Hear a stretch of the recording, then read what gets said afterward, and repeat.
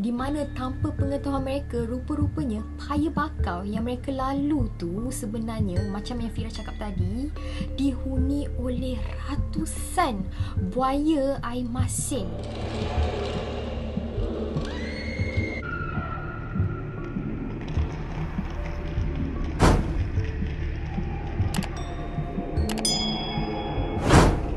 Assalamualaikum dan hai semua. Okey korang, jadi pada 77 tahun yang lepas, iaitu tepatnya pada 19 Februari 1945, telah terjadinya hal yang paling bersejarah dan juga boleh dikatakan sangat mengerikan yang telah pun terjadi kepada lebih kurang 1000 orang tentera Jepun, di mana pada masa itu mereka sedang terlibat dalam Perang Dunia Kedua di Myanmar ataupun Burma. Jadi pada masa itu, tentera Jepun ni bukan sahaja dikepung ataupun berada di bawah ancaman tentera lawannya iaitu tentera British, malah mereka ni juga terjebak di tengah paya bakau yang dikatakan berlumpur, di mana yang paling menakutkan sekali adalah dikatakan dekat dalam paya tersebut dihuni oleh ratusan buaya air masin yang dikatakan sangat ganas. Jadi pada masa itu dikatakan mereka ni macam sulit ataupun susahlah untuk melarikan diri, kerana macam kita tahu kan keadaan paya dekat situ kemungkinan berlumpur pekat. Fizikal mereka juga dikatakan pada masa itu dalam keadaan yang sangat lemah dengan keadaan mereka yang kelaparan. Bahkan ada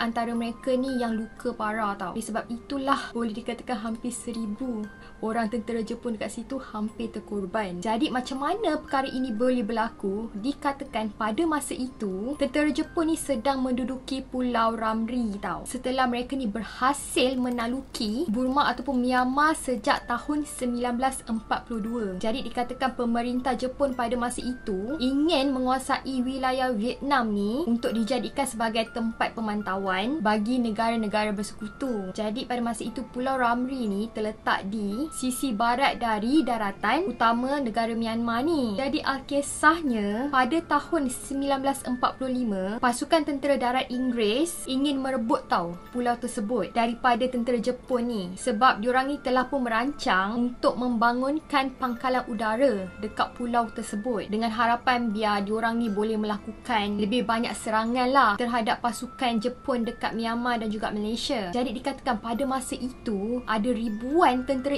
Inggeris ni telah pun berjaya mengepung Pulau Ramri tersebut, dan pada masa itu terjadilah peperangan yang amat dahsyat antara kedua-dua pasukan tersebut, iaitu pasukan Jepun dan juga pasukan Inggeris ni. Jadi dikatakan pada masa tu pasukan Jepun ni telah pun dibahagikan kepada dua kelompok, di mana dikatakan salah satu daripada kelompok tersebut, di mana kelompok itu terdiri lebih kurang dalam 1000 orang tentera, telah pun terasing. Jadi daripada sinilah mungkinlah tentera Jepun yang terasing tadi dikatakan ingin melarikan diri. Jadi selepas itu dikatakan Komandan Inggeris telah pun memberi arahan untuk tentera Jepun yang terasing tadi untuk terus menyerah kalah dekat tentera Inggeris ni sebab mungkin mereka ni telah pun dikepung dan kemungkinan mereka ni tak dapat selamatkan diri lagi. Tetapi pada masa itu memang tak ada langsung kata-kata menyerah kalah dalam kamus tentera Jepun ni. Jadi oleh sebab itulah mereka ni telah pun merancang ataupun memutuskan untuk menempuhi kawasan paya bakau dekat pulau tersebut, di mana mereka telah pun berjalan sejauh 16 km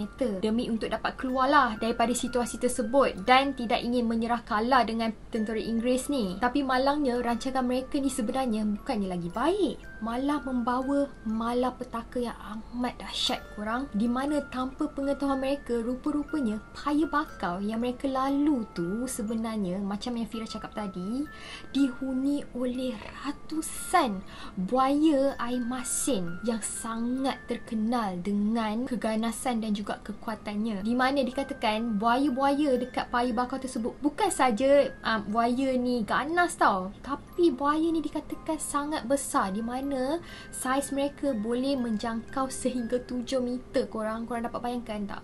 7 meter tu ibarat macam 4 kali ganda ukuran manusia. So daripada sinilah macam ibarat buaya tu tengok manusia-manusia ni macam comel je. Lagi-lagi orang Jepun kan orang Asia kan, so tak berapa nak tinggi, tak berapa nak besar. Lagi tambah sadis lagi adalah dikatakan paya bakar tersebut memang dipenuhi dengan lumpur yang pekat tau. Jadi bila dengan keadaan macam tu, lagilah membuatkan tentera Jepun ni lambat untuk bergerak kan, sebab macam kita tahulah kalau berjalan dekat lumpur kan lagi lambat pergerakan kan. Ditambah-tambah lagi dengan keadaan fizikal mereka yang lelah akibat peperangan, dengan kelaparan, dengan luka-luka tu semua. Dan yang lebih menakutkan lagi dikatakan tahap ngerinya paya bakau tu, ianya juga dihuni oleh binatang-binatang berbahaya yang lain tau. Sebagai contoh macam nyamuk tropika, ular yang berbisa, kalajengking, dan ada pelbagai lagi haiwan yang boleh dikatakan sangat berbahaya dan boleh mengancam keselamatan jiwa para tentera tadi. Jadi ada seorang ahli biologi yang dikatakan berada dekat dalam pertempuran tersebut, di mana beliau dikenali sebagai Bruce Stanley Wright. Beliau ni telah pun menceritakan macam mana suasana ataupun keadaan serangan buaya itu terjadi, di mana Mr. Wright ni telah pun memberi penerangan dekat dalam buku yang bertajuk Wildlife Sketches Near and Far pada tahun 1962.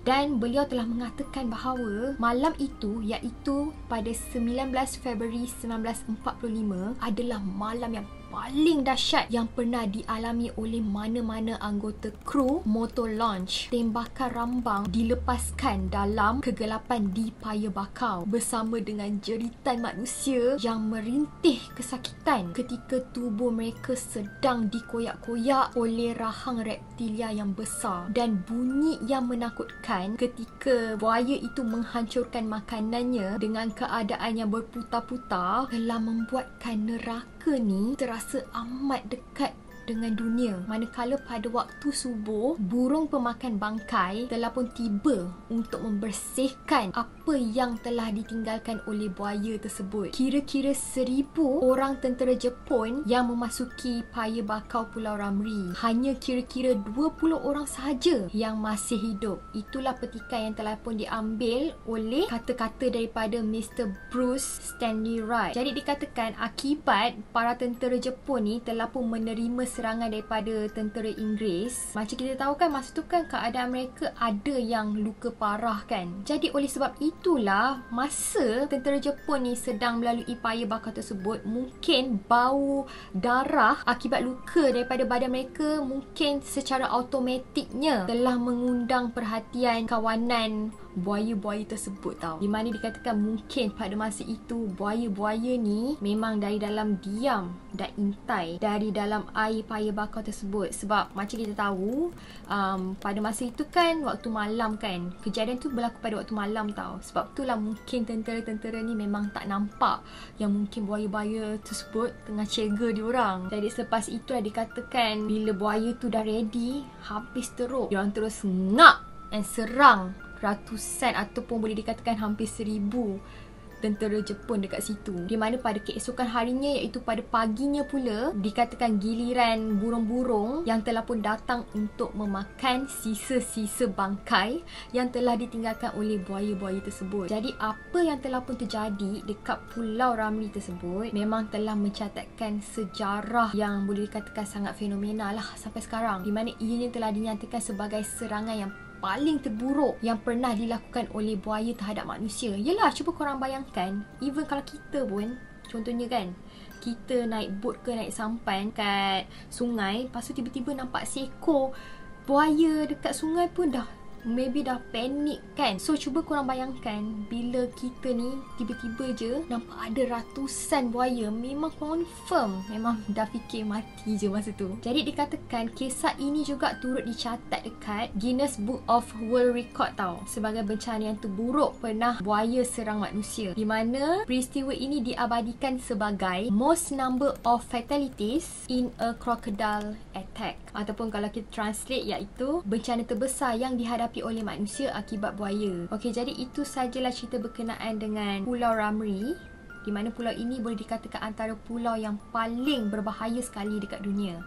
So, thank you so much kepada yang dah dengar cerita ni sampai habis. Kalau korang suka dengan video ni, jangan lupa tekan butang like. Kepada sesiapa yang belum subscribe, jomlah subscribe, okay? So, see you again next time and bye!